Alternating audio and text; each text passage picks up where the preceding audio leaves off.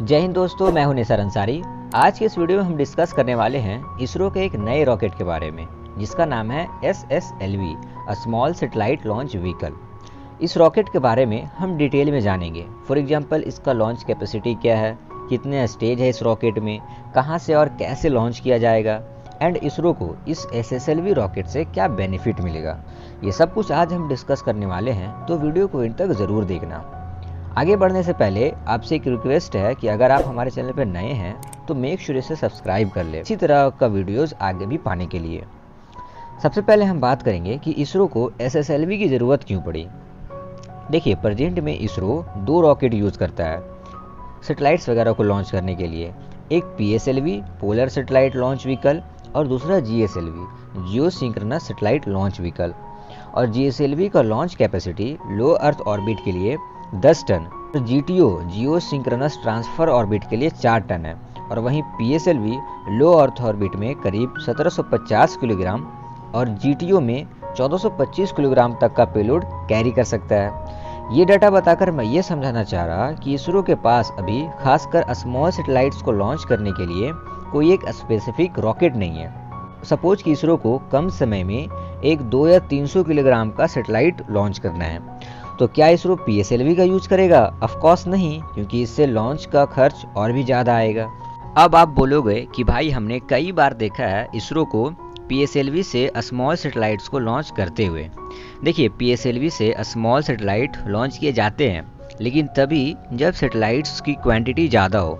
3 या 4 सैटेलाइट्स भी होंगे अगर 2 या 300 kg के कैटेगरी के, तो PSLV से लॉन्च किया जा सकता है। लेकिन 1 या 2 मैक्रो या नैनो सैटेलाइट्स के लिए इसरो PSLV का यूज नहीं करता। ये तो हुआ एक रीज़न कि SSLV की ज़रूरत क्यों पड़ी। दूसरा रीज़न है स्मॉल सैटेलाइट का मार्केट। एक सर्वे के मुताबिक स्मॉल सैटेलाइट का बिजनेस तेज़ी से बढ़ रहा है और 2022 तक करीब 6000 सैटेलाइट्स को लॉन्च किया जाना है, जो 100 से 500 kg वाले कैटेगरी में आते हैं। तो इसरो इस अपॉर्चुनिटी को खोना नहीं चाहता। इनका प्लान है कि हम भी इन सैटेलाइट्स को लॉन्च करके और रेवेन्यू जनरेट करें। अब बात करते हैं SSLV का launch capacity, design, launch cost, launch pad वगैरह के बारे में। SSLV को डिज़ाइन किया गया विक्रम साराभाई स्पेस सेंटर के द्वारा, जो इसरो का one of the most important centre है। SSLV में टोटल 3 स्टेज होंगे और तीनों स्टेज में सॉलिड फ्यूल का यूज किया जाएगा। इन 3 स्टेज के बाद एक वेलोसिटी ट्रिमिंग मॉड्यूल भी होगा, जो यूज किया जाएगा सैटेलाइट्स को प्रिसाइजली ऑर्बिट में इंसर्ट करने के लिए। एक इंटरेस्टिंग बात बता रहा हूँ कि स्काईरूट का जो रमर इंजन है, जो अभी काफ़ी न्यूज़ में है, वो वेलोसिटी ट्रिमिंग मॉड्यूल ही है, जिसका यूज स्काईरूट अपने रॉकेट विक्रम 1 के लिए करेगा। तो SSLV का भी कुछ इसी तरह का 4th स्टेज होने वाला है। SSLV का लॉन्च कैपेसिटी की बात करें तो जैसा कि मैंने पहले बताया, इसे स्मॉल सैटेलाइट को ही लॉन्च करने के लिए बनाया गया है। तो लो अर्थ ऑर्बिट में जो 500 किलोमीटर के एल्टीट्यूड पे है, वहाँ करीब 500 किलोग्राम तक के पेलोड को ले जा सकता है।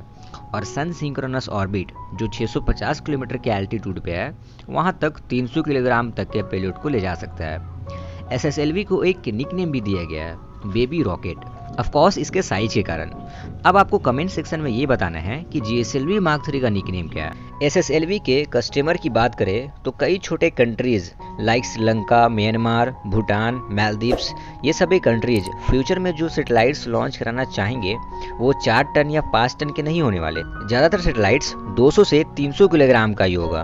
तो इस केस में SSLV एक ऑप्शन बनकर खड़ा है। फिर बहुत सारे ऐसे US या यूरोपियन कंपनीज हैं जो macro satellite, nano satellite, remote sensing satellite को लॉन्च कराना चाहते हैं। फिर अगर कभी स्टूडेंट सैटेलाइट को लॉन्च कराने की ज़रूरत पड़े, तो इन सभी केस में SSLV हमारा काम आएगा। SSLV से रिलेटेड एक्सक्लूसिव इन्फो ये है कि इसरो एक नया लॉन्च पैड बना रहा है चेन्नई के टूटीकोरिन में, जहां से SSLV को लॉन्च किया जाएगा। प्रेजेंट में इसरो के पास एक ही लॉन्च फैसिलिटी है, जिसका नाम है सतीश धवन स्पेस सेंटर। ये आंध्र प्रदेश के श्रीहरिकोटा में सिचुएटेड है। तो अब आप पूछोगे कि फिर दूसरा लॉन्च पैड क्यों बनाया जा रहा है, जब ऑलरेडी इसरो के पास एक लॉन्च पैड है। देखिए, इसका रीज़न है श्रीहरिकोटा का लोकेशन। इसरो जब भी PSLV या GSLV Satish Dhawan space centre से लॉन्च करता है, तो ये रॉकेट इस तरह सीधा श्रीलंका के ऊपर से ना जाकर इस ट्रेजेक्टरी को फॉलो करता है, जिसमें एक शार्प टर्न लेना पड़ता है। इसे हम डॉगलेग मैन्यूवर कहते हैं। तो इस पाथ को फॉलो करने के लिए हमें एक्स्ट्रा फ्यूल की ज़रूरत पड़ती है, जो PSLV या GSLV में तो ऐड कर सकते हैं, बट SSLV में एडजस्ट नहीं किया जा सकता, नहीं तो फिर पेलोड कैपेसिटी ही कम हो जाएगा। रही बात कि इसरो श्रीलंका के ऊपर से रॉकेट क्यों नहीं ले जा सकता, क्योंकि ऐसा करने से रॉकेट्स के पार्ट समुद्र में गिरने के बजाय श्रीलंका में गिर जाएगा, और ये करना अलाउ नहीं है। डेट्स वाई इसरो चेन्नई को सिलेक्ट किया एक नए लॉन्च पैड के लिए, जहां से SSLV को एक स्ट्रेट ट्रेजेक्टरी में लॉन्च किया जाएगा। एक और इम्पॉर्टेंट बात कि इसरो SSLV को लॉन्च करने के लिए एक मोबाइल लॉन्चर भी डेवलप कर रहा है। बेसिकली मोबाइल लॉन्चर एक मिसाइल लॉन्चर की तरह ही होते हैं, जिसे हम कहीं भी ले जाकर लॉन्च कर सकते हैं। SSLV का लॉन्च कॉस्ट काफ़ी कम होने वाला है, 30 से 35 करोड़, जो 1/10 ऑफ PSLV है। इसे असेंबल करने में 5 से 6 लोग लगेंगे और 3 दिन में ही असेंबल किया जा सकता है, और वहीं PSLV या GSLV के केस में 2 से 3 महीने लगते हैं और 300 से ज़्यादा लोगों की ज़रूरत पड़ती है। SSLV को लॉन्च करने के लिए हमें एक बड़े मिशन कंट्रोल रूम की ज़रूरत नहीं पड़ेगी, एक छोटे से ऑफिस में कुछ लोग ही मिलकर इसे लॉन्च कर सकते हैं। ये चीज़ मुझे बहुत पसंद आया। SSLV का फर्स्ट टेस्ट नवंबर 2020 में होने वाला था, बट कोविड-19 की वजह से डिले हो गया है। एग्जैक्ट डेट नहीं पता इसे कब टेस्ट किया जाएगा। मोस्ट प्रोबेबली अर्ली 2021 में फर्स्ट लॉन्च देखा जा सकता है। मैं तो काफ़ी एक्साइटेड हूँ, आप हो या नहीं कमेंट करके ज़रूर बताएं। तो आज की वीडियो में बस इतना ही। अगर इस वीडियो से आपको कुछ नया सीखने को मिला तो इसे लाइक करें, और अगर आप हमारे चैनल पर नए हैं तो मेक श्योर इसे सब्सक्राइब कर लें। तो मिलते हैं नेक्स्ट वीडियो में।